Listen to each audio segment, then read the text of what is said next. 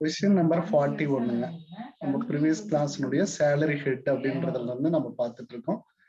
Previous கிளாஸ்ல நம்ம தொடர்ச்சியினுடைய conditions கொண்டு வரப்போ நமக்கு கிடைச்சதனுடைய அடிப்படையில இப்போ நம்ம சேலரி ஹெட் அப்படின்றது தான் நமக்கு தொடர்ச்சி.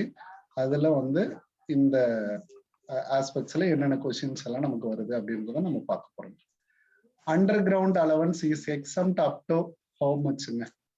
இது வந்து ஒரு எளிமையான கொஸ்டின் தான். எவ்வளவு ரூபாய் வரைக்கும்? 800 அப்படின்னு நீங்க சொல்றீங்க. 800 per month. 800 per monthங்க. 800 per month. அப்போ how much up to 12 months அப்படின்னு போட்டீங்கன்னா எவ்வளவு வருங்க? per year per annum அப்படின்ட்டு நமக்கு கொடுத்திருந்தாங்கன்னா 9600 sir. 19600ங்களா? 9600. 9600. Okay fine. 9600 maximum amount per annum அப்படின்னு நம்ம சொல்லலாம். பெர் annum ஆண்டுக்கு அப்படின்றத அதனுடைய பொருள். ஆண்டுக்குன்னு கேட்டாங்கன்னா இந்த மாதிரி கொடுங்க.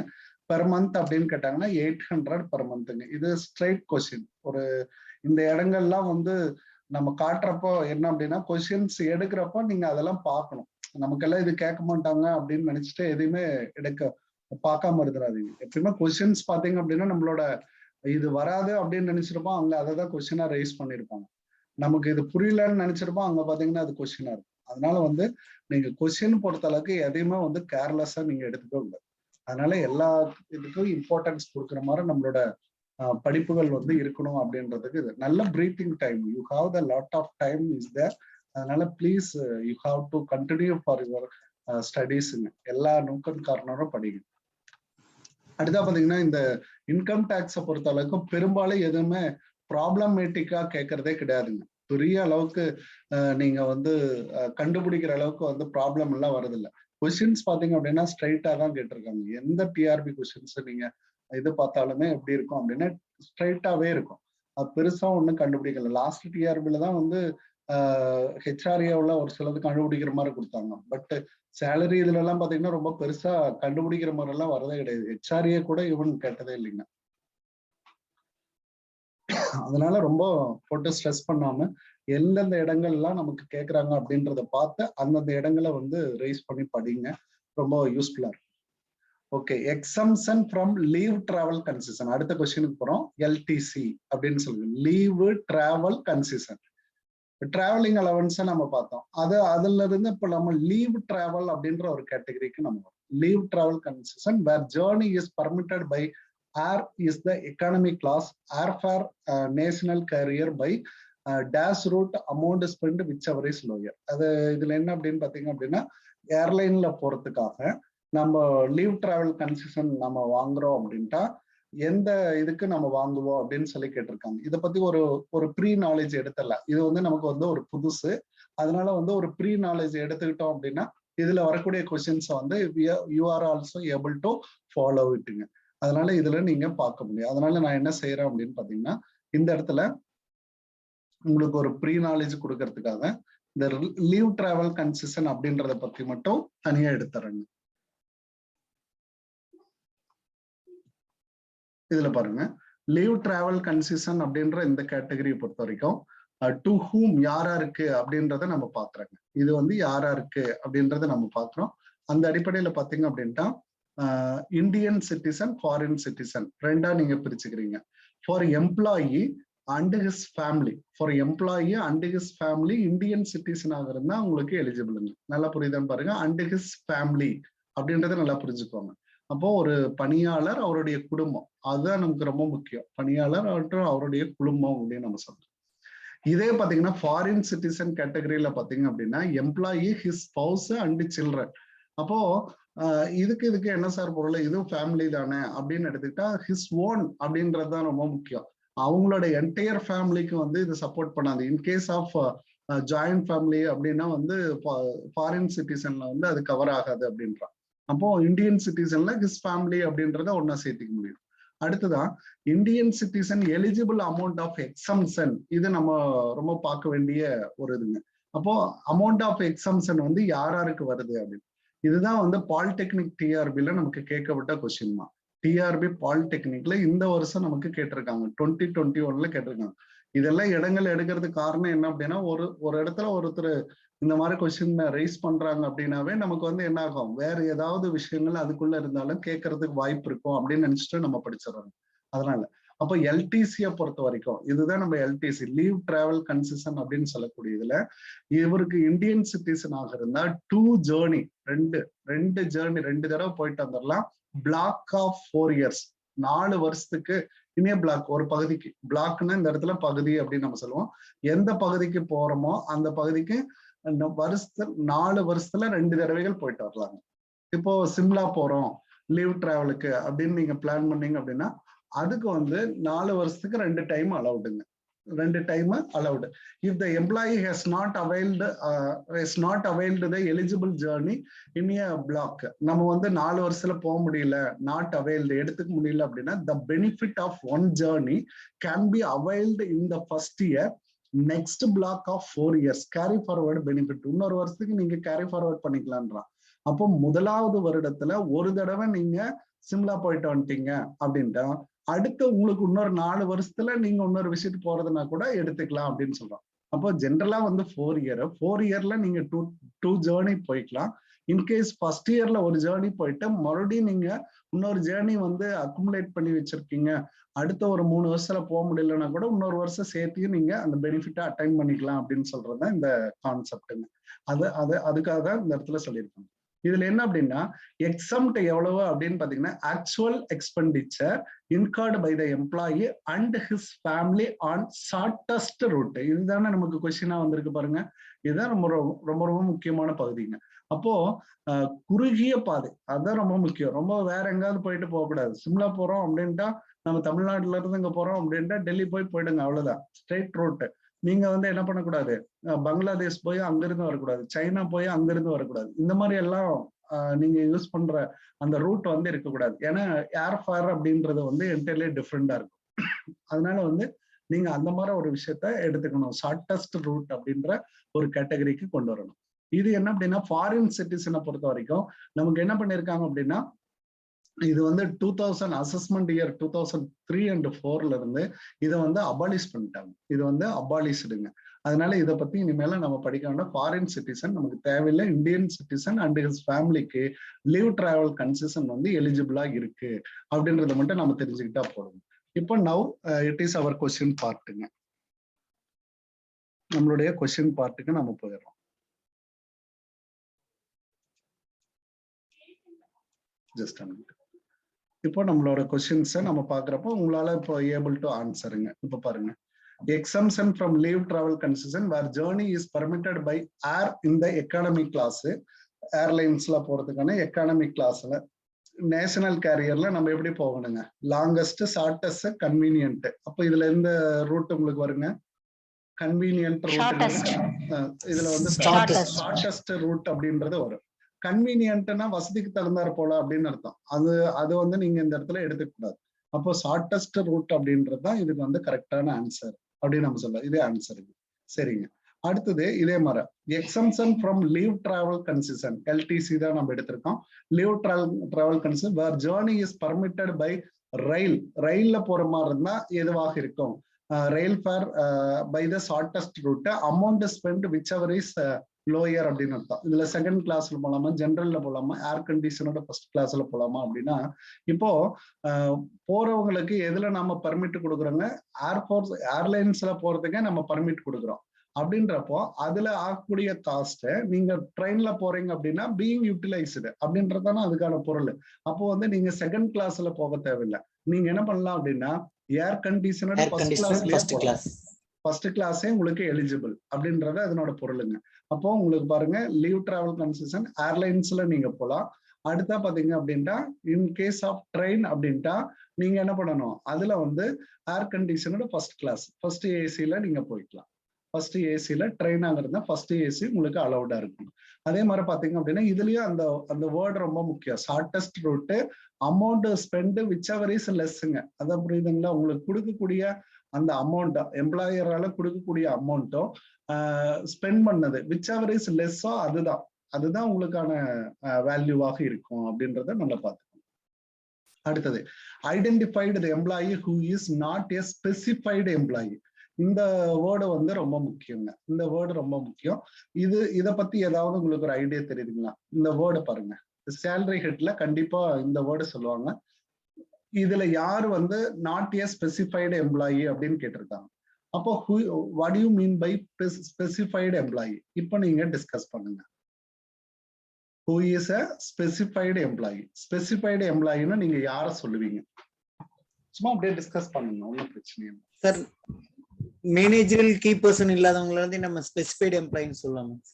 மேனேஜரியல் கீ பர்சனா, கீ பர்சன் இல்லாதவங்கள சொல்றீங்க? இல்லாதவங்க sir.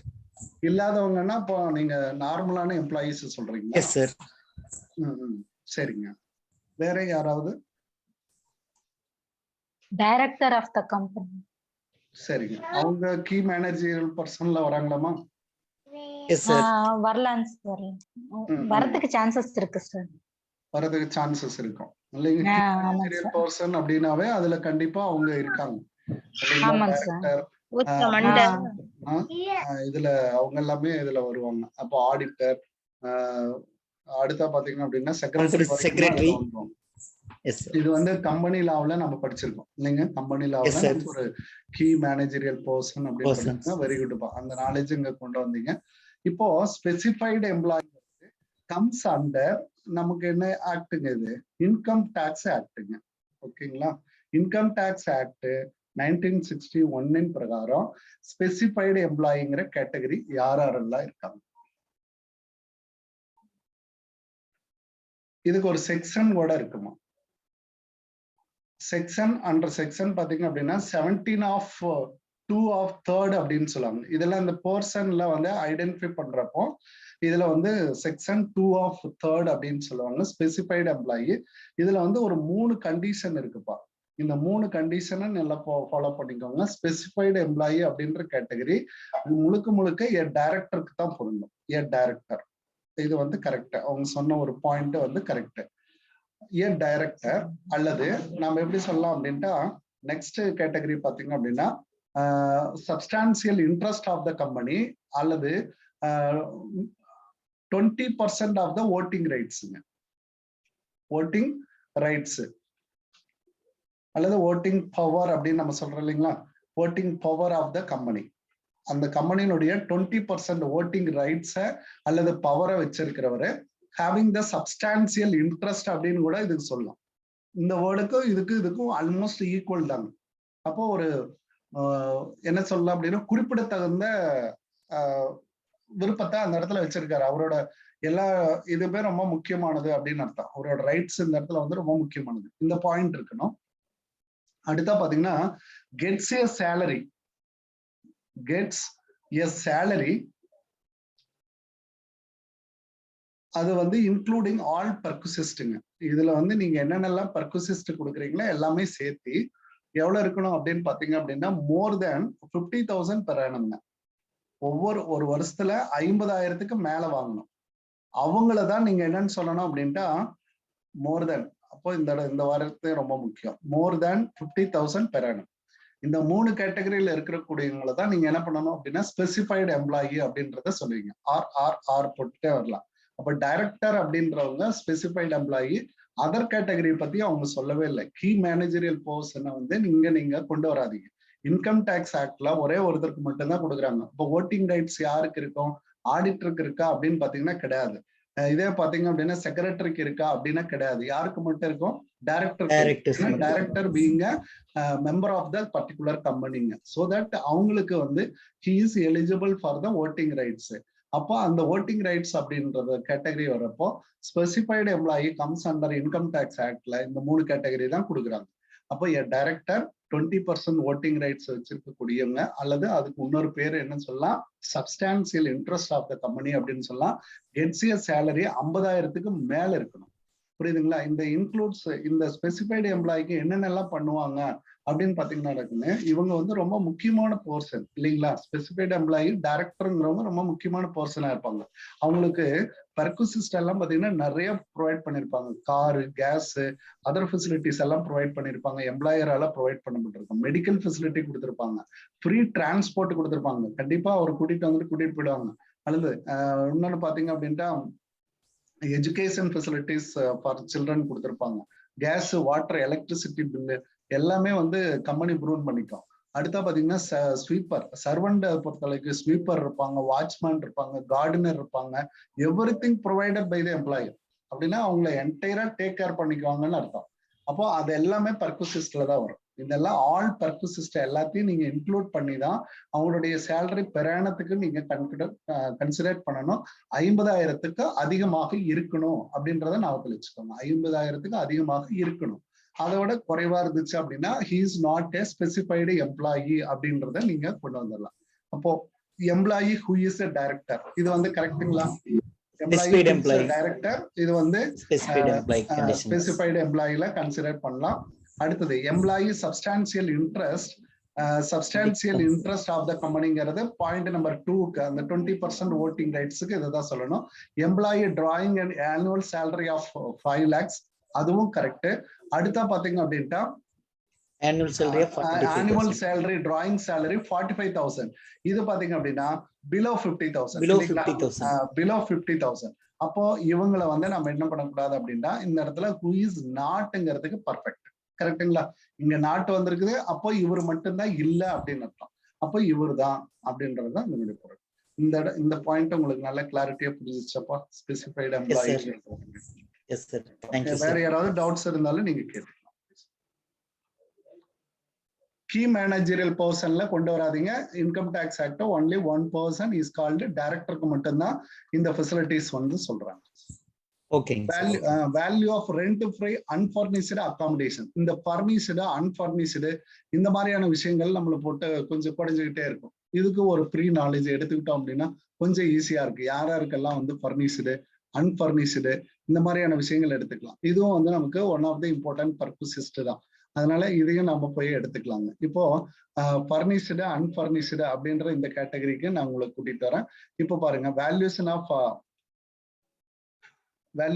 Unfurnished rent free accommodation அப்படின்றது.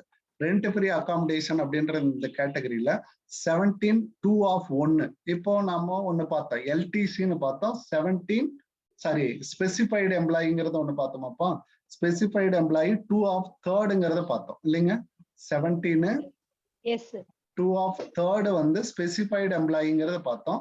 இப்போ அவங்களுக்கு முன்னாடியே நம்ம ரெண்ட் ஃப்ரீ அகாமடேஷனை கொடுக்குறோம். இதுல 2 எம்ப்ளாயி பாருங்க. ஒன்னு central and state government employee அப்படின்னா rent as a government rule. Government ரூல்ல இருக்கிற ரெண்ட்டை நீங்க ஃபாலோ பண்ணுங்க. அல்லது அதர் தேன் கவர்மெண்ட் எம்ப்ளாயியா இருந்தா இப்போ நமக்கு இந்த கேட்டகரி ரொம்ப முக்கியங்க. அப்ப கவர்மெண்ட் எம்ப்ளாயியா இருந்தா கவர்மெண்ட் ஸ்பெசிஃபை பண்ணக்கூடிய ரெண்ட்டை நீங்க ஃபாலோ பண்ணணும். அப்ப கவர்மெண்ட் என்ன ரெண்ட்டுமா ஃபாலோ பண்ணும்? இதுல வந்து ஸ்டாண்டர்ட் ரெண்ட்டை ஃபாலோ பண்ணுமா, முனிசிபல் ரெண்ட்டை ஃபாலோ பண்ணுமா, அல்லது ஃபேர் ரெண்ட்டை ஃபாலோ பண்ணுங்களா? இந்த 3 ரெண்ட்ல என்ன ரெண்டாக இருக்கு கவர்மெண்ட் ஃபாலோ பண்ணக்கூடிய ரெண்ட்டுங்க? Central sir. Standard rent sir. Standard rent sir. Standard rent sir. Municipal sir. Municipal rent தான் சார். Municipal sir. அப்ப இது எந்த அத்தாரிட்டி அப்படின்றத நமக்கு ரொம்ப முக்கியம். சென்ட்ரல் கவர்மெண்டா, ஸ்டேட் கவர்மெண்டா, அங்க வந்து என்ன ஸ்பெசிஃபை பண்ணிருக்காங்க அப்படின்றதுதான் வந்து நமக்கு ரொம்ப முக்கியம் இந்த இடத்துல. அப்ப கவர்மெண்ட் ரூல்ஸ்ன்னு பொதுவா சொன்னதுனால கவர்மெண்ட் எதை வேணாலும் பிரிஸ்கிரைப் பண்ணலாம் இந்த இடத்துல. அவங்க வந்து அந்த ஏரியா, நோட்டிஃபைடு ஏரியாவுக்குன்னு ஸ்டாண்டர்ட் ரெண்ட்டை ஃபாலோ பண்றதா அல்லது ஃபேர் ரெண்டல்ல கொண்டு வரதா அப்படின்றத நம்ம பாக்குறப்ப ஜென்ரலா பாத்தீங்க அப்படின்னா எல்லாருமே இந்த ஃபேர் ரெண்டல் வேல்யூ வந்து பெரும்பாலும் யூஸ் பண்ணுவாங்க. பெரும்பாலும் பாத்தீங்கன்னா ஃபேர் ரெண்டல். ஏன்னா கவர்மெண்ட் ஸ்டாண்டர்ட் ரெண்ட் வந்து எப்பயுமே சட்டத்தினுடைய ரெண்ட் அது வந்து ரொம்ப குறைவா தான் இருக்கும். அதனால வந்து இந்த இடத்துல அதை வந்து அகாமடேட் பண்ண முடியாது அப்படின்றதுனால பெரும்பாலும் எப்படி பண்ணுவாங்க, ஃபேர் ரெண்டல் வந்து எல்லாத்துலயுமே வந்து ஆப்டிமம் சைஸா இருக்கும், அதை ஃபாலோ பண்ணுவாங்க. முனிசிபல் ரெண்ட்டுங்கிறதும் கவர்மெண்டோட ரெண்ட் தான், பட் அந்த கார்பரேஷனை பொறுத்து, சிட்டி கார்பரேஷன் இதை பொறுத்து இதுல எல்லாத்துக்கும் நம்ம ஒரு ஃபேர் ரெண்ட் அப்படின்றத ஒரு நினைவுல வச்சுக்கலாங்க. ஃபேர் ரெண்ட் அப்படின்றத ஒரு ஆப்டிமம் சைஸ் அப்படின்றத நினைவுல வச்சுக்கலாம். அதர் தேன் கவர்மெண்ட் எம்ப்ளாயி அப்படின்றப்போ accommodation owned by the employer. இதுக்கு என்ன பொருளுங்க, அகாமடேஷன் அதாவது கம்பெனி அப்படின்னு வச்சுக்கிறேன். இந்த இடத்த எம்ப்ளாயரை நான் கம்பெனின்னு வச்சுக்கிறேன். அகாமடேஷன் வந்து கம்பெனியோடது, நல்லா புரிஞ்சுக்கோங்க. அகாமடேஷன் வந்து கம்பெனியோடது. அப்போ கம்பெனியை குவார்டர்ஸ் எல்லாம் ப்ரொவைட் பண்ணி வச்சிருக்காங்கன்னு அர்த்தம். அப்படி வச்சுக்குங்க. புரியுதுங்களா? இந்த இடத்துல வந்து அப்பதான் உங்களுக்கு அது புரியும். எம்ப்ளாயர்னு பாத்தீங்கன்னா புரியாது. அப்ப கம்பெனி வந்து உங்களுக்கு என்ன பண்ணிருக்காங்க, ஓனா அகாமடேஷன் கொடுத்திருக்காங்க. அப்போ எந்த இடத்துல கொடுத்திருக்காங்க, பாப்புலேஷனை பொறுத்து சிட்டி ஆஃப் 10 lakhs-ஆ 10 lakhs கேட்டகரியில இருந்துச்சு அப்படின்னா taxable value 7.5 lakh 7.5% of the salary. அப்போ இதுக்கு வந்து 7.5 10 லட்சத்துக்கு குறைவா இருக்கக்கூடிய பாப்புலேஷன். 10 லட்சத்துல இருந்து 25 லட்சம் இருந்தா 10% போட்டுறீங்க. அடுத்தது 25 lakhs-க்கு மேல பாப்புலேஷன் இருந்துச்சு அப்படின்னா அந்த சிட்டிக்கு வந்து நீங்க 15% போடுறீங்க. அப்ப எப்படி ஞாபகத்துல வச்சுக்கலாம், 7.5 10 15 அப்ப 7.5 டபுள் ஆயிரும் இல்லைங்க. 7.5 வந்து டபுள் ஆகுச்சு அப்படின்னா நமக்கு 15 அப்படிதானுங்க அர்த்தம். அப்போ இது வந்து சிங்கிள், இது வந்து ஆப்டிமம், இது வந்து மிடில் இல்லைங்களா, மிடில் அப்படின்னு நம்ம சொல்லலாம். இது வந்து டபுளுங்க, இது வந்து டபுள். இதே வந்து accommodation is taken lease or rent by the employer. இதே வந்து இவரே வந்து என்ன பண்றாரு அப்படின்னா லீஸுக்கு எடுத்து கொடுக்குறாரு அல்லது ரெண்டல் கட்டடத்தை வச்சிருக்காரு அப்படின்றப்ப பாத்தீங்கன்னா நீங்க இந்த கேட்டகரியை அப்படியே எடுத்துக்கணும். இந்த கேட்டகரியை நீங்க அப்படியே எடுத்துக்கிறீங்க. இந்த கேட்டகரியில பாருங்க 15% salary, rent paid whichever is லோங்க, அதுதான் ரொம்ப முக்கியம். Rent paid by the employer. அப்ப எம்ப்ளாயர் எவ்வளவு கொடுக்குறாரோ அந்த ரெண்டில் இருந்து விச் எவர் இஸ் லோயரை நீங்க கண்டுபிடிச்சுக்கோங்கப்பா. அப்போ இவரு ஓனா இல்ல, அந்த கம்பெனிக்குன்னு சொந்தமா கட்டடங்கள் இல்ல, வாடகைக்கு எடுத்துதான் இந்த ஃபெசிலிட்டியை ப்ரொவைட் பண்றாங்க அப்படின்னா 15% சேலரி அவரோட சேலரியில இருந்து கண்டுபிடிங்க. ரெண்ட் பெய்டு பை எம்ப்ளாயர், இதுல விச் எவர் இஸ் லெஸ் அப்படின்றத கண்டுபிடிச்சிங்கன்னா ஈஸிங்க. அப்போ நீங்க 2 கேட்டகரியா பிரிச்சுக்கோங்க. Government employee, central and state கவர்மெண்ட்ங்கிறப்போ ஆஸ் பர் த கவர்மெண்ட் ரூல்ஸ்ல என்ன ரெண்ட் ஃபாலோ பண்ணதோ அதை எடுத்துக்கோங்க. அதர் எம்ப்ளாயி அப்படின்றப்போ அகாமடேஷன் நீங்களே ஓனா வச்சிருக்கீங்களா, இல்ல நீங்க போய் ஹோட்டல் அல்லது வேற ஏதாவது அதாவது என்ன சொல்லலாம் அப்படின்ட்டா ஒரு லீஸுக்கு கட்டடத்தை வாடகைக்கு எடுத்து அவங்களுக்கான அகாமடேஷன் வந்து ப்ரொவைட் பண்றீங்களா அப்படின்றது பாத்துங்க. அது செப்பரேட் கேட்டகரி கொண்டு போய்க்கோங்க. இதே வந்து ஓனடு பை த எம்ப்ளாயர் அப்படின்றப்போ எந்த இடத்துல நீங்க கம்பெனியுடைய கெஸ்ட் ஹவுஸ் அல்லது இந்த அகாமடேஷன் அவருக்காக நீங்க ப்ரொவைட் பண்ணிருக்கீங்க அப்படின்றப்போ பாப்புலேஷன் வந்து 10 lakhs 10 to 25 lakhs about 25 lakhs. அப்போ இது வந்து சிங்கிள் டாரிஃப் அப்படின்றது பாத்தீங்கன்னா சிங்கிள் டாக்ஸபிள் வேல்யூ அப்படின்றது பாத்தீங்க அப்படின்னா 7.5% ஆஃப் த சேலரி, இது 10% ஆஃப் த சேலரி, இது 15%, அப்படியே டபுள் ஆகுது அப்படின்னு அர்த்தம். இப்போ போனோம்னா நம்ம அந்த கொஸ்டினுக்கு ஆன்சர் பண்ண முடியும். The value of rent free unfurnished accommodation in the hands of government employee. Government எம்ப்ளாயியை பொறுத்த வரைக்கும் நம்ம எந்த கேட்டகரியை நம்ம கொண்டு வரோங்க, கவர்மெண்ட் எம்ப்ளாயியை பொறுத்த வரைக்கும் நம்ம எந்த கேட்டகரியை கொண்டு வரலாம் அப்படின்னு பாத்தீங்கன்னா இது வந்து ஆப்ஷன் ஏ இல்லைங்க. நம்ம என்ன அன்ஃபர்னிஷ்டு தான் இதுல சொல்லியிருக்கோம். ஓகேங்க, அன்ஃபர்னிஷ்டு தான் நம்ம சொல்லியிருக்கோம். இதுல பாருங்க value of rent free unfurnished accommodation in the hands of government employees is equal to அப்படின்னு இந்த இடத்துல நம்ம வரப்போ நம்ம பர்டிகுலர் கேஸ் பாத்தீங்க அப்படின்னா ஆப்டிமம் சைஸ்ல இருக்கிறது ஃபேர் ரெண்டல் அப்படின்ற ஒரு விஷயத்த நான் சொல்லியிருக்கேங்க. License fee charged for such accommodation அதெல்லாம் வராதுங்க. அப்போ ஃபேர் ரெண்டல் அப்படின்றது ஒரு ஆப்டிமம் சைஸா இருக்கும் அப்படின்னு நான் சொன்னேன். அதை வந்து நீங்க எடுத்துக்கலாம். 3 வகையான ரெண்ட் இருந்தாலுமே ஃபேர் ரெண்ட்டை வந்து நீங்க எடுத்துக்கலாம் அப்படின்றது சொல்லியிருக்கேன் இந்த இடத்துக்கு மட்டும். அடுத்தது value of rent free unfurnished accommodation in the hands of private sector. அப்போ இந்த கேட்டகரியில வந்துடுறாங்களா, கவர்மெண்ட் கேட்டகரியில இல்லாம அதர் கேட்டகரியில வந்துடுறாங்க. அதர் கேட்டகரியில வரப்போ where accommodation is owned by the employer. அப்போ இது எம்ப்ளாயர்னுடைய அகாமடேஷன். அப்போ கம்பெனியே வந்து சொந்தமாக வைத்திருக்காங்க அப்படின்னு எடுத்துக்கலாம்.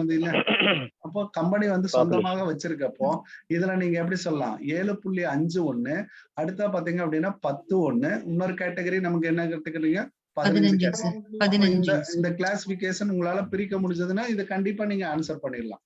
அப்போ இது எந்த பேஸனுடைய அடிப்படையில பிரிச்சிருப்பாங்க அப்படின்னு பாக்குறப்போ ஏரியாவா, லொகேஷனா, ஸ்டேட்டா அப்படின்னு பாக்குறப்போ இதுல பாப்புலேஷன் அப்படின்ற கேட்டகரி தான் 10 lakhs பாப்புலேஷன், அடுத்தது 10 to 25 lakhs பாப்புலேஷன், அடுத்தா பாத்தீங்கன்னா 25 lakhs and above பாப்புலேஷன் அப்படின்னு நம்ம சொல்லியிருப்போம். அப்போ இது எந்த கேட்டகரியில எடுத்துக்கிறாங்க, population category.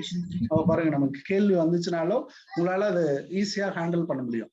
Answer easy, but கேட்கப்படக்கூடிய விதம் அதுல புரிஞ்சுக்கக்கூடிய அண்டர்ஸ்டாண்டிங் தான் டிஃப்ரெண்டா இருக்கு, வேற ஒண்ணுமே கிடையாது.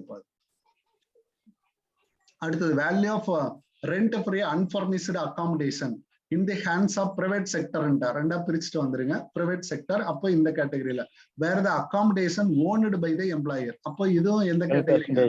கம்பெனி வந்து சொந்தமா வச்சிட்டு இருக்கு அப்படின்னு அர்த்தம். Dash of the salary where the population city exceeds 10 lakhs but not exceeded 25 lakhs. அப்ப between எந்த populationல வருதுங்க? Population between 10 lakhs to 25 lakhsங்க. அப்ப கண்டிப்பா நீங்க ஆன்சர் பண்ணிடலாம். இதுக்கு வந்து ஆப்டிமம் சைஸ் இல்லைங்களா, மிடில் சைஸ்ங்க. மிடில் வந்து 10%. இது வந்து பிலோ 10 lakhs இருந்தாதான் இது ஒரு 7.5 வரும். பிலோ 10 lakhs இது வந்து 15% வந்து above 25 lakhs பாப்புலேஷன் இருந்தாதான் இது வருங்க. ஓகே ஃபைனுங்க. பாருங்க கேள்விதான் பெருசு, பட் அதனுடைய ஆன்சர் வந்து உங்களால அழகா கண்டுபிடிக்க முடியும். இதெல்லாம் நம்ம நிறைய விட்டு போன பகுதிகளுங்க. கொஸ்டினா கொண்டு வரப்போ பாத்தீங்க அப்படின்னா அழகா உங்களுக்கு மனசுல அப்படியே வாங்கிடுவீங்க.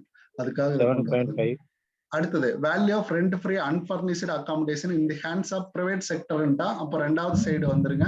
அப்போ accommodation is owned by the employer, company சொந்தமா வச்சிருக்கு இல்லைங்களா, ஓன்டு பை த எம்ப்ளாயர், அப்போ ஓன் சொந்தமானது அப்படின்னு அர்த்தம். அந்த அந்த அப்போ அந்த கேட்டகரியில பாக்குறப்போ சிட்டி வந்து 8 lakhs அப்படின்றான். அப்போ இது வந்து எப்படி பிலோ 10 lakhsங்களா, பிலோ 10 lakhs 7.5%.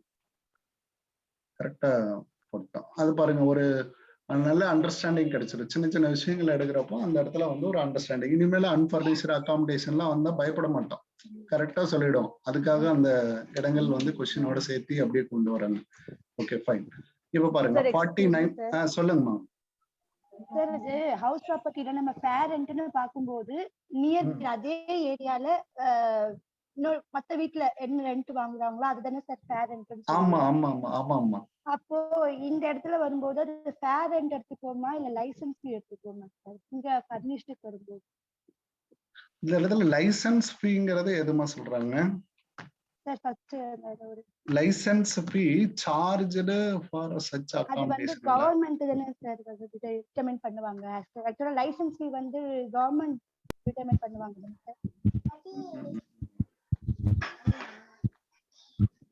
ரெண்ட் அப்படிங்கிறது இல்ல ஆஸ் பர் தி பிக்சரியோட வந்து கரெக்ட்.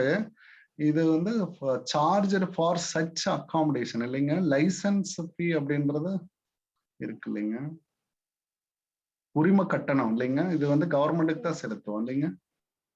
கவர்மெண்ட் ஃபிக்ஸ் பண்ற license fee fixed by the government sir. Fixed by the government. அப்போ பேரண்டல் வந்து ஆமா ஆமா பேரண்ட்டை வந்து நம்ம இந்த இடத்துல எடுத்துக்க கூடாதுங்க. சூப்பர் சூப்பருங்க. இதுக்கு வந்து ஆன்சரும் பாத்தீங்க அப்படின்ட்டா 45A தான் கொடுத்துருக்காங்க. நாம தான் ஃபேர் ரெண்ட் போட்டிருக்கோம், ஃபேர் ரெண்ட் கிடையாது. லைசன்ஸ் ஃபீ இருக்கப்போ லைசன்ஸ் ஃபீ தான் கரெக்ட், உரிம கட்டணம் தான் கரெக்ட். அப்ப இங்கேயும் நம்ம மாத்திடலாங்க. இது ஃபேர் ரெண்ட் வேண்டாம், லைசன்ஸ் ஃபீ அப்படின்றத பாத்துக்கோங்க. லைசன்ஸ் ஃபீ ஓகே கரெக்டமா இது கொடுத்துருக்காங்க. நானும் சர்ச் பண்ணேன். Thank you sir. தேங்க்யூப்பா, கரெக்டான கொஸ்டின் தான். Okay, the salary for the purpose of calculation persists in respect of residential accommodation in the hands of private sector employee does not include. அப்போ salary அப்படின்ற இந்த கால்குலேஷன்ல persists in respect of residential accommodation இல்லைங்களா, hands of private employee நம்ம பாக்குறப்போ எதை வந்து நம்ம எடுத்துக்க மாட்டோம் அப்படின்னு சொல்றாங்க. எதை வந்து எடுத்துக்க மாட்டோம் அப்படின்னு சொல்லி டஸ் நாட் இன்க்ளூட், எதை வந்து இதுல எடுத்துக்க மாட்டோம் அப்படின்னு கேக்குறாங்க. போனஸா, கமிஷனா அல்லது கண்டிப்பா வந்து பர்குசிஸ்ட் அப்படின்னு வரப்போ பாத்தீங்கன்னா எல்லாமே வந்து பணத்தால தான் மதிப்பிடப்படணுங்க. பணம் இல்லாத ஒரு மதிப்பிடப்படக்கூடிய நான் மானிட்டரி பர்குசிஸ்டும் இருக்குங்க. அதை வந்து நம்ம என்ன பண்ணக்கூடாது, பணத்தால மதிப்பிட முடியாது அப்படின்றப்போ அதை வந்து நீங்க என்ன பண்ணக்கூடாது, எடுத்துக்க கூடாதுங்க. அப்போ இது வந்து கரெக்ட். இப்போ பெர்குசிஸ்ட் அலௌஸ் அப்படின்னு சொல்லிடலாங்க. Allowances only for monetary all kind of மானிட்டரி பேமெண்ட்டுங்க.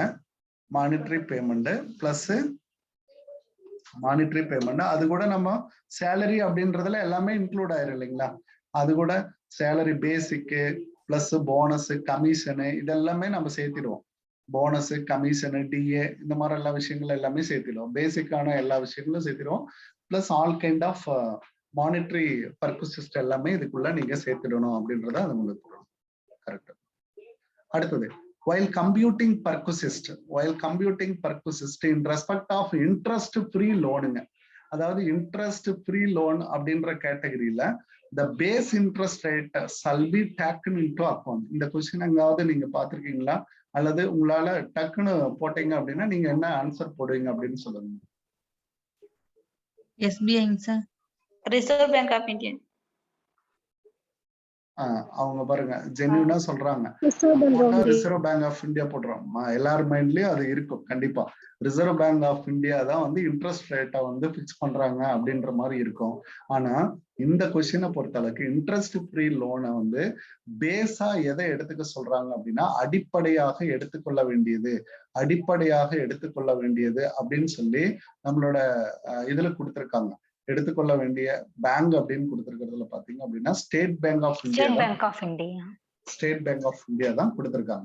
இது எதெல்லாம் பொருந்தும் அப்படின்னா நீங்க கார் வாங்கியிருக்கலாம், அல்லது வேற ஏதாவது 2 வீலர்ஸ் இந்த மாதிரி கூட வாங்கியிருக்கலாம். இது எல்லாமே பெர்குசிஸ்ட் உங்களுக்கு ஃபெசிலிட்டி கொடுக்கறதுக்காக அந்த பர்டிகுலர் இன்ட்ரெஸ்ட் ஃப்ரீ லோனை நீங்க வாங்கிருந்தீங்க அப்படின்னா அந்த லோனுடைய பேஸ் நீங்க எந்த பேங்க்ல வேணாலும் இருங்க, பட் கம்பாரிசன் வந்து எதுல எடுத்துப்பாங்க அப்படின்னா ஸ்டேட் பேங்க் ஆஃப் இந்தியாவுடைய இன்ட்ரெஸ்ட் ரேட்டை தான் கம்பாரிசன் பண்ணும். எல்லாமே இன்ட்ரெஸ்ட் ஃப்ரீ லோன்னு தான் சொல்லுவாங்க, அதுக்காக இன்ட்ரெஸ்ட் இல்லாமலாம் இருக்காது. அதான அதனுடைய பொருள். ஒரு மினிமம் இன்ட்ரெஸ்ட் இருக்கும். அந்த பேஸ் இன்ட்ரெஸ்ட் அப்படின்றத எப்படி எடுத்துப்பாங்க அப்படின்னா ஸ்டேட் பேங்க் ஆஃப் இந்தியாவை தான் எடுத்துப்பாங்க. 50வது கொஸ்டின், இதுவும் ரொம்ப புதுசான கொஸ்டின் தான், அந்த சேலரி கேட்ல வரக்கூடியதுதான். அதனால அது ரொம்ப ரொம்ப நமக்கு முக்கியமான ஒரு பார்ட். அடுத்தது 51 கொஸ்டின் பாருங்க. The concession available while valuing perquisite in respect of mealங்க. இப்போ நம்ம உணவு கொடுக்கிறோம் அப்படின்னா இதுவும் பர்குசிஸ்ட் தான். நம்ம வந்து மதிய உணவு வந்து கொடுக்கிறோம் அப்படின்னா rupees 200, 20, 25, 50 இதுல பார்த்தோம் அப்படின்னா 50 rupees per மீலுங்க.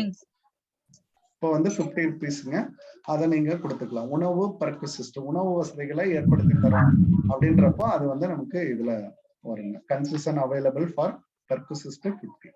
அடுத்ததுங்க, gift by the employer not exceeding dash is aggregate per annum would not be taxed in the hands of employee. 50,000 rupees sir. 50,000 rupees sir. Strong 50,000 sir. 50,000 சொல்றீங்க, 50,000 தான் sir. இது வந்து 50,000 வந்து தவறுமா. இதுக்கு முன்னாடி நான் சொல்லியிருக்கேன் என்ன அப்படின்னு பாத்தீங்கன்னா, நீங்க யாருகிட்ட இருந்து வாங்குறீங்க இந்த கிஃப்ட் அப்படின்றத ரொம்ப முக்கியம். யாருகிட்ட இருந்து வாங்குறீங்க அப்படின்றது ரொம்ப முக்கியம். இந்த எம்ப்ளாயர்கிட்ட இருந்து வாங்குனீங்க அப்படின்னா நம்ம சேலரியோட சேர்த்துக்கணும் அப்படின்றத நம்ம இதே வகுப்புல நம்ம முன்னாடி ஒரு இதுல சொல்லியிருக்கோம். அந்த கொஸ்டின் உங்களுக்கு கண்டிப்பா ஞாபகத்துல வந்திருக்கும். எம்ப்ளாயர்கிட்ட இருந்து நம்ம கிஃப்ட் ரிசீவ் பண்ணிருந்தோம் அப்படின்னா இஸ் இன்க்ளூடட் ஃபார் சேலரி.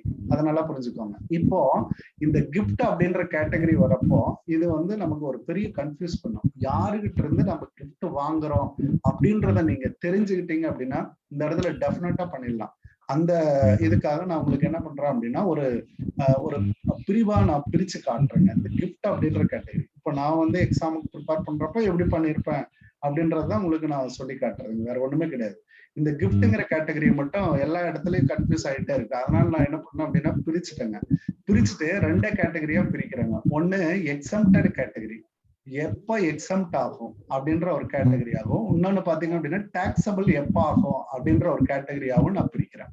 இதுதான் நமக்கு கிஃப்டை பொறுத்த அளவுக்கு இதுதாங்க. அப்போ எக்ஸம்டட் அப்படின்னு எனக்கு வர்றப்போ இது யாராருக்கு வந்து எனக்கு எக்ஸம்ட் ஆகும் அப்படின்றத நான் கண்டுபிடிக்கணும். அப்போ எக்ஸம்ட் வந்து எப்படி எல்லாம் எக்ஸம்ட் ஆகலாம் அப்படின்னு பாத்தீங்கன்னா 3 பிரிவா எக்ஸம்ட் ஆகலாம். ஒண்ணு என்ன அப்படின்னு பாத்தீங்கன்னா ஃபுல்லி எக்ஸம்டட், இது எப்படி சொல்லாங்க ஃபுல்லாவே எக்ஸம்ட் ஆகுறது. இன்னொன்னு பாத்தீங்க அப்படின்ட்டா அப் டு 5,000 வரைக்கும் ஒரு கேட்டகரி இருக்கு. அப் டு rupees 5,000 ஒரு கேட்டகரி இருக்கு. அடுத்த பாத்தீங்க அப்படின்னா அப் டு 50,000 கேட்டகரி இருக்கு. இந்த 3 கேட்டகரியில எக்ஸம்டட் இருக்குமா. அப்போ இந்த 3 கேட்டகரியா அதுக்குள்ள கொடுத்துருங்க. அப்போ 3 கேட்டகரி இருக்கு அப்படின்றது நமக்கு மனசுக்குள்ள வந்துட்டாவே போதும். அப்போ அழகா நீங்க செஞ்சிருவீங்க. அப்போ ஃபுல்லி எக்ஸம்டட் யாருக்கு அப்படின்னு பாத்தீங்கன்னா gift received from relatives அப்படின்னு கொடுத்துட்டானா போட்டுருக்குமா. ஃபுல்லி எக்ஸம்டட் ரிலேட்டிவ்ஸ் புரிஞ்சு போச்சுங்களா? அப்போ நீங்க உங்களோட ரிலேட்டிவ்ஸ்ல இருந்து நீங்க gift வாங்குனீங்க, முறைகள் செஞ்சுக்கிட்டீங்க அப்படின்னா அதுக்கெல்லாம் டாக்ஸ் கிடையாது. ஃபுல்லி எக்ஸம்டடுங்க. அவ்வளவுதான். இனிமேல் மறக்கவே மாட்டீங்க இந்த கிஃப்ட்ங்கிற கேட்டகரியில. அடுத்து அப் டு 5000 அப்படின்றத பாத்தீங்க அப்படின்னா பை எம்ப்ளாயர், இதுதான் ரொம்ப முக்கியம். எம்ப்ளாயர்கிட்ட இருந்து வாங்குறதுல 5000 ரூபாய் மட்டும்தான் உங்களுக்கு என்ன பண்ண, 5000 ரூபாய்க்கு குறைவா வாங்கியிருந்தீங்கன்னா உங்களுக்கு டாக்ஸ் கிடையாது. 5000 ரூபாய்க்கு மேல போயிடுச்சு அப்படின்னா டாக்ஸ். புரியுதுங்களா? Exempted up to 5000 ஒன்லிங்க.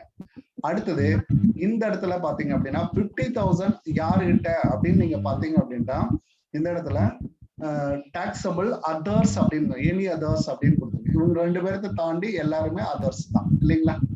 எல்லாருமே அதர்ஸ் தான். இப்ப ரிலேட்டிவ்ஸ், எம்ப்ளாயர், அடுத்தா பாத்தீங்கன்னா அதர்ஸ். அப்போ முதலாளிகிட்ட இருந்து வாங்கினா இவ்வளவு, உறவினர் அப்படின்ட்டா இது, மற்றவர்கள் அப்படின்ட்டா இது, அவ்வளவுதான். மற்றவர்கள் அப்படின்ற கேட்டகரி கொண்டு வந்துட்டீங்கன்னா இதுங்க. இப்போ இது எக்ஸம்டட் கேட்டகரியில 3 கேட்டகரியா நான் பிரிச்சுட்டேங்க.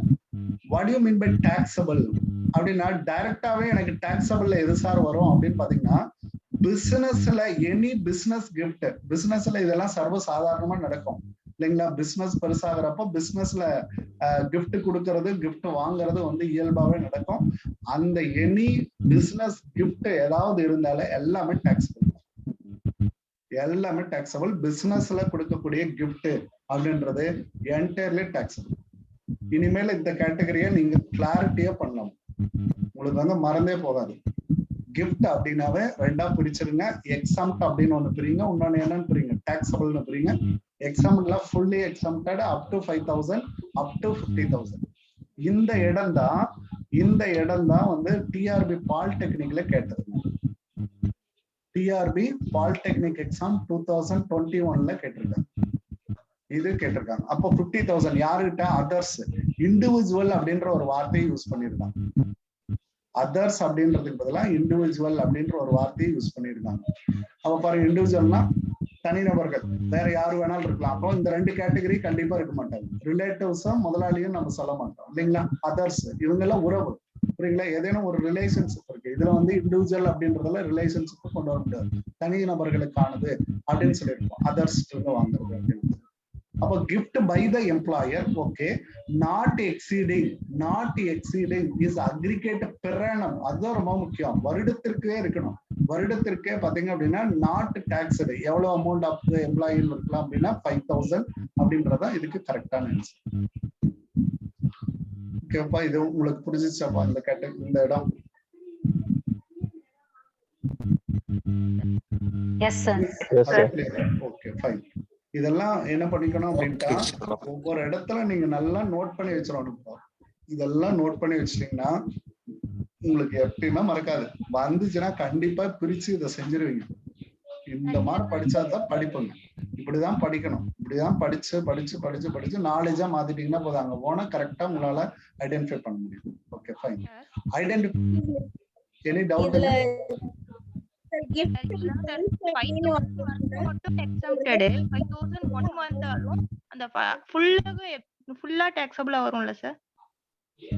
இல்லம்மா, அப் டு 5,000 வரைக்கும் எக்ஸம்டட் அப்படின்னா அதை நீக்கிடுங்க. அதை விட அதிகமா போற எல்லாமே வந்து உங்களுக்கு டாக்ஸபிள். உங்களுக்கு எக்ஸம்டட் அப்படின்ற ஒரு கேட்டகரி கொடுத்தாச்சு அப்படின்னாவே அது வரைக்கும் நீங்க நீக்கிக்கலாம் அப்படின்றதான பொருளுங்க.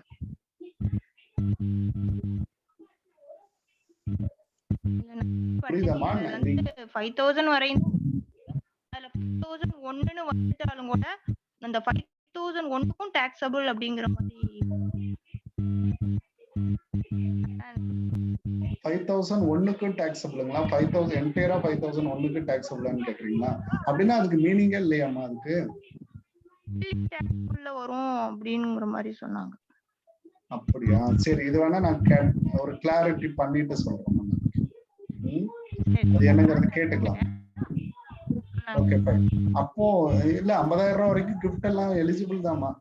அதுக்கப்புறம் வரக்கூடியதானே டாக்ஸபிள்னு நம்ம படிக்கிறோம்.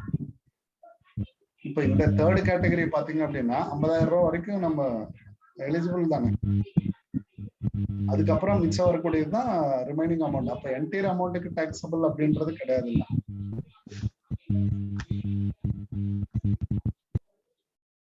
ஓகே, உங்க நாலேஜ வேணா செக் பண்ணிட்டு சொல்றோமா? நான் இந்த மாதிரிதான் படிச்சிருக்கோம், பாத்துக்கலாம், ஒன்றும் பிரச்சனை பாருங்க. ஐடென்டிஃபை தி ஐட்டம். நமக்கு டவுட் எல்லாம் எப்படி எல்லாம் வருங்கிறதுக்கு இதெல்லாம் ஒரு எக்ஸாம்பிள். புரியுதுங்களா? நம்ம எப்படி எல்லாம் யோசிச்சாலும் நமக்கு டவுட் வரும் அப்படின்றதுக்கு இதுதான் எக்ஸாம்ட். அப்படின்னா நம்ம இந்த இப்படிதான் பார்ப்போம். எக்ஸாம்ட் அப்படின்ற கேட்டகரி இப்படிதான் பார்ப்போம். அதான். Okay, fine. எடுத்துக்கலாமா? உங்களது எடுத்துக்கலாம். Identify that item falls under the definition of term profit in lieu of salary. Profit in lieu of salary அப்படின்றது எந்த இதுல வரும் அப்படின்னு பாத்தீங்கன்னா 17(3) அப்படின்னு நம்ம சொல்றோம். இந்த 17(3)ல வரப்போங்க இந்த ப்ராஃபிட் வந்து எந்த இது வரும் அப்படின்னு சொல்லி கேட்டிருக்காங்க. Profit in lieu of salary. lieu அப்படின்னா பதில் இல்லைங்களா? பதிலாக. அப்போ சேலரிக்கு பதிலாக ப்ராஃபிட்டாக நம்ம ஷேர் பண்ணி கொடுக்குறப்போ எந்த அமௌண்ட்டை நமக்கு வரும் அப்படின்னு சொல்லி கேட்கிறேன். வேஜஸா, ஆனுவிட்டியா, பென்ஷனா, அடுத்து சம் பேயபிள் கீமேன் இன்சூரன்ஸ் பாலிசியா அப்படின்னு நமக்கு கேட்டிருக்காங்க. இது உங்களுக்கு எதுவாக இருக்கும்?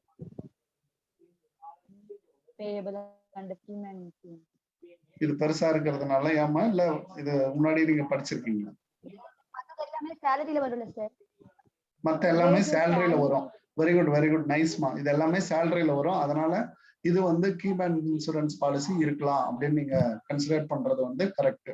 அந்த அடிப்படையில ஓகே, இந்த கேட்டகரி எதுல வரும் அப்படின்னு நம்ம பாக்குறப்போ 17(3) அப்படின்றத நம்ம எடுத்துக்கிறப்போ இப்ப பாருங்க, இந்த ஒரு சார்ட்டை ஞாபகத்துல வச்சுக்கிட்டீங்கன்னா உங்களுக்கு ஈஸி ஆயிடும். சேலரி அப்படின்றதுல உங்களோட சேலரியில இன்க்ளூட் ஆகுற எல்லாமே 17(1). 17(1)ல வரக்கூடியது எல்லாமே சேலரி அப்படின்றதெல்லாம் வந்துடும். அலவன்சஸ் வந்து 17(3)(2)ங்க. 17(3)(2) அப்படின்னு வச்சுக்கோங்க. பெர்குசிஸ்டர் ரெண்டாவதா கொண்டு வந்துடுறாங்க, 17(2) அப்படின்னு கொண்டு வந்துடுறாங்க. 17(3) அப்படின்ற கேட்டகரி லாஸ்ட் கேட்டகரி இல்லைங்களா? லாஸ்ட் கேட்டகரி நமக்கு இதுல வருங்க. சரி, இதுக்கு அடுத்ததா பாத்தீங்க அப்படின்னா லெஸ் நமக்கு ரெண்டு விஷயங்கள், entertainment allowance, tax on employment அப்படின்றதும் நமக்கு இதுல வருங்க. எம்ப்ளாய்மெண்ட் ஆன் டாக்ஸ்ங்கிறது ப்ரொஃபஷனல் டாக்ஸ். இது நத்திங் பட் ப்ரொஃபஷனல் டாக்ஸுங்க. ப்ரொஃபஷனல் டாக்ஸ் இது ஒவ்வொரு இடத்துலயும் நமக்கு என்ன இருக்கு அப்படின்னு பாத்தீங்க அப்படின்னா இந்த இடங்கள் இருக்கு அப்படின்றத ஞாபகத்துல வச்சுக்கோங்க. அப்போ 16(2)ம் 3 எதை பத்தி பேசுது அப்படின்றத நீங்க மனசுல வச்சுக்கிட்டீங்க அப்படின்ட்டா உங்களுக்கு ஈஸியா அந்த இடம் வரப்போ அழகா நீங்க என்ன பண்ணிடுவீங்க அப்படின்ட்டா புரிஞ்சுக்குவீங்க. Okay, fine. இப்போ இந்த இடத்துல நம்ம பார்க்க போறது salary in lieu of salary, profit in lieu of salary அப்படின்னு நம்ம கொண்டு வரக்கூடிய இந்த இடம் அப்படின்னு சொல்லப்படுறது எதை குறிப்பிட்டு நமக்கு சொல்லும் அப்படின்னு பாத்தீங்க அப்படின்ட்டா அமௌண்ட், அதாவது amount any compensation from the employer. அந்த வேர்டு எப்பயுமே ஞாபகத்துல வச்சுக்கோங்க. காம்பன்சேஷன் ஃப்ரம் த எம்ப்ளாயர், அதாவது இழப்பீட்டு தொகையாக நம்மளுடைய எம்ப்ளாயர்கிட்ட இருந்து வரக்கூடிய அந்த பெனிஃபிட், அது ப்ராஃபிட். ப்ராஃபிட்ல இருந்து தான் நமக்கு என்ன பண்ணுவாங்க, காம்பன்சேஷனை ப்ரொவைட் பண்ணுவாங்க. அதுக்காக தான் இந்த கண்டிஞ்சன்ட் லைபிலிட்டி எல்லாம் ஒதுக்கி வைக்கிறதுமா. நம்மளோட பேலன்ஸ் ஷீட்ல பாத்தீங்க அப்படின்னா கண்டிஞ்சன்ட் லைபிலிட்டின்னு ஒண்ணு எடுத்து வைப்பாங்க. அதாவது வருங்காலத்துல ஏற்படக்கூடிய ஒரு எதிர்பாராத செலவுகளை மீட் பண்றதுக்காக கண்டிஞ்சன்ட் லைபிலிட்டி உருவாக்குவாங்க. அந்த கண்டிஞ்சன்ட் லைபிலிட்டியில இருந்துதான் வந்து இதை வந்து நமக்கு ப்ரொவைட் பண்ணி கொடுப்பாங்க. அந்த கேட்டகரியினுடைய அடிப்படையில எனி காம்பன்சேஷன், இந்த கேட்டகரி வரப்போ நம்ம என்ன ஞாபகத்துல வச்சுக்கலாங்க, எனி காம்பன்சேஷன் அப்படின்னு ஒரு வார்த்தை. காம்பன்சேஷன் காம்பன்சேஷன் அப்படின்னு வந்தாவே நமக்கு என்ன எடுத்துக்கலாங்க, இழப்பீடு அப்படின்னு வச்சுக்கலாங்க. இழப்பீடு இழப்பீடு அப்படின்ற ஒரு கேட்டகரி கொண்டு வந்துட்டோம் அப்படின்னா ஈஸிங்க நமக்கு. ரெண்டாவது இந்த கீமேன் இன்சூரன்ஸ் பாலிசியில இருக்கக்கூடிய பெனிஃபிட்ஸுங்க. அப்போ அதுல வந்து நமக்கு போனஸ் கிடைச்சிருக்கலாம், இன்ட்ரெஸ்ட் கிடைச்சிருக்கலாம், இந்த மாதிரி எது வேணாலும் எடுத்துக்கோங்க. போனஸ், இன்ட்ரெஸ்ட் எல்லாமே பாத்தீங்கன்னா கீமேன் இன்சூரன்ஸ் பாலிசி. இது யாருக்காக போட்டிருப்போம், எம்ப்ளாயருக்கு காம்பன்சேஷன் கொடுக்கறதுக்காகவே நம்ம போட்டிருப்போங்க. கீமேன் இன்சூரன்ஸ் பாலிசிங்கிறது அதுக்காக தான் நம்ம போட்டிருப்போம், இன்சூரன்ஸ் பாலிசி. இதுக்காக இருந்தாலும் நீங்க இதை எடுத்துக்கலாம். அடுத்தது தேர்ட் பாத்தீங்க அப்படின்னா any amount due before joining and after cessation of the employment அப்படின்னு அர்த்தம். அதாவது நீங்க ஜாபுக்கு உள்ள வர்றதுக்கு முன்னாடியே உங்களுக்கு ஏதாவது ஒரு பெனிஃபிட்ஸை வந்து எம்ப்ளாயர் ஆஃபர் பண்ணியிருக்காரு அப்படின்றப்போ அந்த கேட்டகரி எடுத்துக்கலாம். அல்லது உங்களோட டெர்மினேஷனுக்கு பிறகு சரி இது ஒரு இதா இருந்துட்டு போகுது, இது வரைக்கும் நீங்க பணி செஞ்சிருக்கீங்க, இது வந்து எங்களுடைய ஒரு காம்பன்சேஷனா இருக்கட்டும், எடுத்துட்டு போங்க அப்படின்னு சொல்லி ஒரு லம்சம் அமௌண்ட் கொடுக்குறாருனாலும் இதுலதான் கொடுப்பாங்க. Profit in lieu of salary இது எல்லாமே வந்து கொடுக்கப்படுறது இந்த தேர்ட் கேட்டகரியும் அதுலதான் வருங்க. செசேஷன் ஆஃப் டெர்மினேஷன் அப்படின்னு இது காம்பன்சேஷன் தான். காம்பன்சேஷன் கொடுக்குறேன்னு சொல்றது, அதுக்கப்புறம் கொடுக்கறது எல்லாமே இதுக்குள்ள கொண்டு வரல. செசேஷன் ஆஃப் எம்ப்ளாய்மெண்ட் அப்படின்னு சொல்லாங்க. அவங்களோட பணிக்கால முடிவுல நமக்கு கொடுக்கப்படுறது. இதுல செகண்ட் கேட்டகரி தான் நம்மளோட கொஸ்டினா வந்திருக்கு. அப்போ ப்ராஃபிட் இன் லியூ ஆஃப் சேலரினா ப்ராஃபிட்டை தருவாங்களா அப்படின்னு எடுத்துக்கிறது. ப்ராஃபிட்ல ஒரு பகுதியை கண்டிஞ்சன்ட் லயபிலிட்டிக்கு கொண்டு வந்து கண்டிஞ்சன்ட் லயபிலிட்டியில இருந்து தான் உங்களுக்கு என்ன பண்ணுவாங்க, இந்த காம்பன்சேஷனை ப்ரொவைட் பண்ணுவாங்க. அதனால இது வந்து ப்ராஃபிட், நல்லா புரிஞ்சுக்கோங்க. இது வந்து ப்ராஃபிட்ல இருந்து எடுத்து தரக்கூடிய பகுதிங்கிறதுனால இது profits in lieu of salary. அப்போ சேலரிக்கு பதிலாக ப்ராஃபிட்டை தர்றது அப்படின்றது அதனுடைய பொருள். இந்த 3 பாயிண்ட் ஞாபகத்துல வச்சுக்க முடியல. ஓவராலா நீங்க என்ன ஞாபகத்துல வச்சுக்கீங்க, காம்பன்சேஷன், அவ்வளவுதாங்க. கீ மேன் இன்சூரன்ஸ் பாலிசி ஞாபகத்துல வச்சுக்கிட்டீங்கன்னா இதை எழுதிடுவீங்க. டவுட்ஸ் இருந்தா சொல்லுங்க. அப்ப இந்த இடத்துல வந்து sum payable under keyman insurance policy அப்படின்றத நம்ம ஆன்சரா கொடுக்கலாங்க. ஏன்னா இந்த கேட்டகரியில இது எல்லாமே முன்னாடி வந்துருது அப்படின்றப்ப இது இந்த 3 மட்டும் பெக்குலரான கேஸுங்க. அண்டர் விச் ஃபண்ட், அடுத்த விஷயம் போடலாங்களா. அண்டர் விச் ஃபண்டுங்க the employer does not contribute, employer contribute பண்ணாதது எது அப்படின்னு கேட்டிருக்கேன். எம்ப்ளாயர் கான்ட்ரிபியூஷன் கிடையாது. Public provident fund, statutory provident fund, recognised provident fund, unrecognised provident fund. இது இந்த இடத்துல போட்டதுக்கு காரணம் என்ன அப்படின்னு பாத்தீங்க அப்படின்னா, ப்ரீவியஸ்ல நம்ம நடத்தினோம். பட் கொஸ்டின்ஸ் எப்படி வேணாலும் வரலாம் அப்படின்றதுக்கு இந்த மாதிரி இடங்கள் வந்து உங்களுக்கு இருக்கும் அப்படின்றதுனால புத்தகங்கள்ல இருக்கக்கூடிய கொஸ்டினைய இது மாதிரி கொண்டு வந்திருக்காங்க. இப்போ நியூவா எடிஷன்ஸ்ல வரக்கூடிய புத்தகங்கள்லாம் பாத்தீங்கன்னா இந்த மாதிரிதான் கொஸ்டின்ஸ் இருக்குங்க. அதனால இந்த கொஸ்டின்ஸை வந்து அந்த இடத்துல போட்டதுக்கான காரணம். இப்போ உங்களால சொல்ல முடியுமா, எம்ப்ளாயர் கான்ட்ரிபியூஷன் இல்லாத பிஎஃப் எது? பப்ளிக்கா, ஸ்டாச்சுட்டரியா, ரெகனைஸ்டா, அன்ரெகனைஸ்டா? இது நம்மள யோசிக்க வைக்குது பாருங்க. இந்த இடத்துல யோசிக்க வைக்குது. பப்ளிக் ப்ராவிடன்ட் ஃபண்ட்ல மட்டும்தான் இருக்காதுமா. என்ன காரணம் அப்படின்னு பாத்தீங்க அப்படின்னா, அவரெல்லாம் கான்ட்ரிபியூட்டே பண்ண மாட்டாரு. எம்ப்ளாயர் தன்னோட சொந்த பயனை, அதாவது தன்னுடைய சேலரியில இருந்து ஒரு பகுதியை வந்து வெளியில இருக்கக்கூடிய ப்ராவிடன்ட் ஃபண்ட்ல இது பண்ணுவார். அதை வந்து டிஸ்க்ளோஸே பண்ண மாட்டார் அவரு மட்டும் அந்த பப்ளிக் ப்ராவிடன்ட் ஃபண்டை ஏடிசிக்கு கொண்டு போயிடலாம். பட் என்ன பண்ண என்ன பண்ணக்கூடாது, எம்ப்ளாயர் கான்ட்ரிபியூஷன் கேட்கக்கூடாதுன்னு அர்த்தங்க. இது வந்து ப்ரீவியஸ் கிளாஸ்ல நம்ம பார்த்தோம் இல்லைங்களா. இதுல பாருங்க, ஃபர்ஸ்ட்ல இருந்து வந்தாதான் இது ரொம்ப உங்களுக்கு புரியும். இதுல பாருங்க, எம்ப்ளாயர் கான்ட்ரிபியூஷன் இருக்கா, ஸ்டாச்சுட்டரி ப்ராவிடன்ட் ஃபண்ட்ல எம்ப்ளாயர் கான்ட்ரிபியூஷன் இருக்கு, ரெகனைஸ்டு ப்ராவிடன்ட் ஃபண்ட்ல எம்ப்ளாயர் கான்ட்ரிபியூஷன் இருக்கு. அடுத்த பாத்தீங்கன்னா அன்ரெகனைஸ்டு ப்ராவிடன்ட் ஃபண்ட்லயும் கூட எம்ப்ளாயர் கான்ட்ரிபியூஷன் இருக்கு. புரியுதுங்களா? எம்ப்ளாயர் கான்ட்ரிபியூஷன், எம்ப்ளாயி கான்ட்ரிபியூஷன் 2 பேருக்குமே இருக்கும். பப்ளிக் ப்ராவிடன்ட் ஃபண்ட்ல மட்டும் இருக்காது. ஒன்லி கான்ட்ரிபியூஷன் மட்டும்தான் இருக்கு. இந்த கான்ட்ரிபியூஷன் 80C அலௌட் ஆகுது அப்படின்னா இது யாருடைய கான்ட்ரிபியூஷன்? பை எம்ப்ளாயியோட கான்ட்ரிபியூஷன் ஒன்லி. இது எப்படி சொல்லாங்க, பை எம்ப்ளாயியோட கான்ட்ரிபியூஷன் மட்டும்தான் அப்படின்றத இதனுடைய பொருள். அப்ப எம்ப்ளாயர் கான்ட்ரிபியூஷன் இதுல இருக்காது. இந்த கொஸ்டின் பாருங்க எப்படி எல்லாம் நம்ம இது பண்ணிருக்காங்க அப்படின்ட்டு. Okay, fine. அடுத்த கொஸ்டினுக்கு நம்ம போலாங்க. அப்ப இந்த கொஸ்டினுக்கான ஆன்சரு பப்ளிக் ப்ராவிடன்ட் ஃபண்ட் அப்படின்றத நீங்க கரெக்டா சொல்லிட்டீங்க. அடுத்தது கான்ட்ரிபியூஷன் டு விச் ஃபண்ட், எந்த ஃபண்ட்ல contribution to which fund by an employee is not eligible for deduction under section 80C. இதுவும் பாருங்க நல்ல கொஸ்டின்ஸ். இதெல்லாம் 80Cக்கு வராத கான்ட்ரிபியூஷன் எது அப்படின்னு சொல்றாங்க. 80Cல நாங்க டிடக்ஷன்ஸ்க்கு எடுத்துக்க மாட்டோம் அப்படின்னு சொல்லக்கூடிய கான்ட்ரிபியூஷன் பப்ளிக்கா, ஸ்டாச்சுட்டரியா, ரெகனைஸ்டா, அன்ரெகனைஸ்டா? கண்டிப்பா அன்ரெகனைஸ்டு ஃபண்டை நீங்க 80Cல வந்து கொண்டு வர முடியாது அப்படின்றத ஞாபகத்துல வச்சுக்கோங்க. முன்னாடி அது அந்த சார்ட்லயும் நம்ம சொல்லியிருக்கோம், அந்த இடத்துல இருக்குங்க. இது எல்லா கேட்டகரியுமா வந்து ஏடிசி எம்ப்ளாயி கான்ட்ரிபியூஷன். இது பாத்தீங்கன்னா எம்ப்ளாயி கான்ட்ரிபியூஷன் வந்து ஏடிசில வராது, அன்ரெகனைஸ்டு. இன்ட்ரெஸ்ட் கிரெடிட்டட், இது பாருங்க, இது அதுல இருந்ததை கேட்டிருக்கோம். Interest credited to which shall be taxable at the time of withdrawal of the amount from such funding. அதாவது இன்ட்ரெஸ்ட் வந்து கிரெடிட் ஆகிட்டே இருக்கும். அந்த இன்ட்ரெஸ்ட் வந்து நம்ம என்ன பண்ணிடுவோம், டாக்ஸபிள்ன்றான், வரிக்கு உரியது அப்படின்றான்,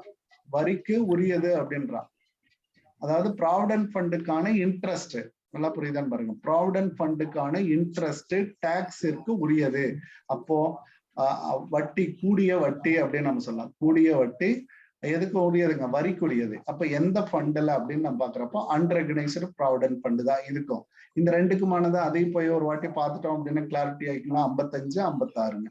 அப்போ அன்ரெகனைஸ்டு ப்ராவிடன்ட் ஃபண்ட்ல என்ன நமக்கு சொல்றாங்க அப்படின்னு நம்ம பாக்குறப்போ, அன்ரெகனைஸ்டு ப்ராவிடன்ட் ஃபண்டுங்கிற இந்த கேட்டகரிய பாருங்க, ரெகனைஸ்டு, ஸ்டாச்சுட்டரி, அன்ரெகனைஸ்டு. இதுல எம்ப்ளாயி கான்ட்ரிபியூஷனுக்கு எந்த ஒரு டாக்ஸபிள் இம்போசிஷனும் கிடையாது அப்படின்னு சொல்லியிருப்போம். அப்போ இது வந்து கண்டிப்பா எல்லாமே என்ன பண்ணிடணுங்க, டாக்ஸ்க்கு போயிடணும் அப்படின்றத இதனுடைய பொருள். அடுத்துதான் இதுல இன்ட்ரெஸ்ட் இன்கம் அப்படின்றது எக்ஸம்ட்.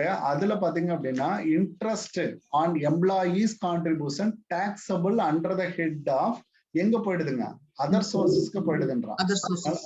இதுல பாருங்க, இதுதான் ரொம்ப முக்கியம். இது வந்து டாக்ஸபிளுக்கு போயிடுது அப்படின்றத இதனுடைய பொருள். எம்ப்ளாயர் கான்ட்ரிபியூஷன் டாக்ஸபிள் ஆயிடுது.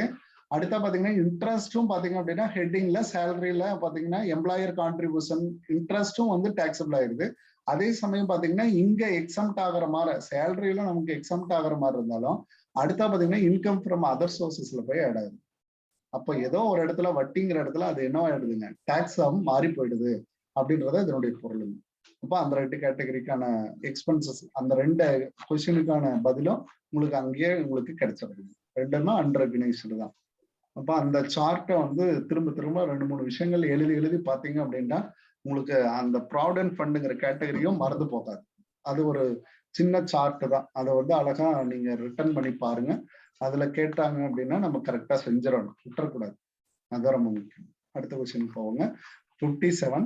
Employer contribution to which fund may be taxed in the hands of employee if exceeded dash prescribed percentage of salary. ஒரு குறிப்பிட்ட சதவீதத்துக்கு மேல போறப்போ அது வந்து டாக்ஸபிளா வருது அப்படின்னு சொல்றாங்க. அப்போ எம்ப்ளாயர் கான்ட்ரிபியூஷன்ல போறப்போ ஒரு குறிப்பிட்ட ஃபண்டு என்ன ஆகுது அப்படின்னு பாத்தீங்க அப்படின்னா டாக்ஸபிளா மாறுது. அப்போ எந்த பர்சன்டேஜ், எந்த ஃபண்டுல அப்படின்னு பாக்குறப்போ ரெகனைஸ்டுல வரும் இல்லைங்களா, ஒரு 12% அப்படின்னு ஒரு வார்த்தை சொல்லுவோம் இல்லைங்களா, ஞாபகத்தில் இருக்குங்களா?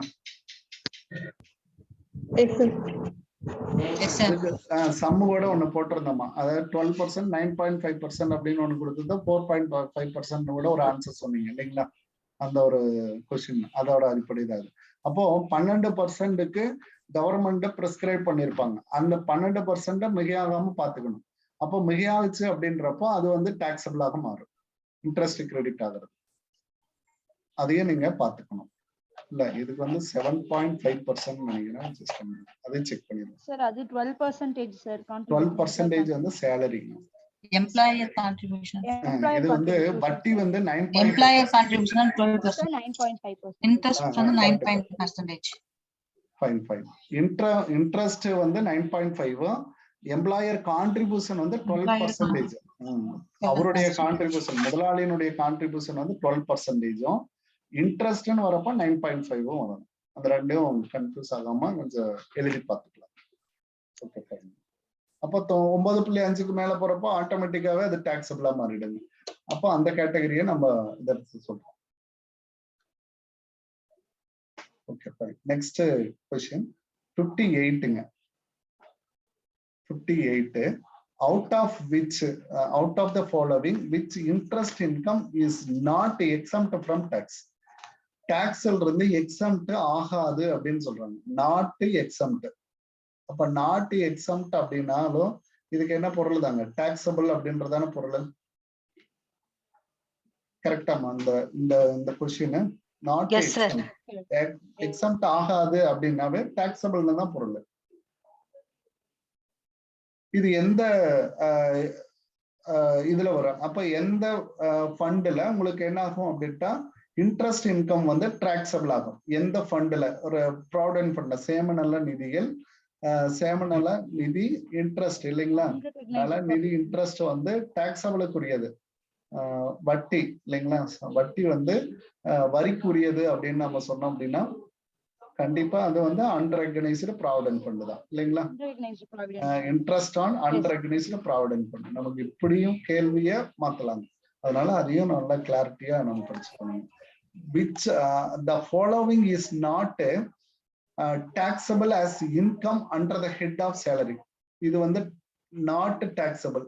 இந்த இடத்த வந்து நம்ம என்ன பண்ண மாட்டோம், டாக்ஸபிளுக்கு கொண்டு வர மாட்டோம். எந்த ஹெட் இந்த இதுல இருக்கக்கூடிய இதுல டாக்ஸபிள் ஹெட்ல கொண்டு வர மாட்டோம் அப்படின்னு சொல்றோம். கமிஷன் சேலரியில வரும், ரெமுனரேஷன் சேலரியில வரும், அலவன்சஸ் சார் ரெமுனரேஷன் வராது சார், பார்ட்னர் சார். இந்த இடத்துல பாருங்க.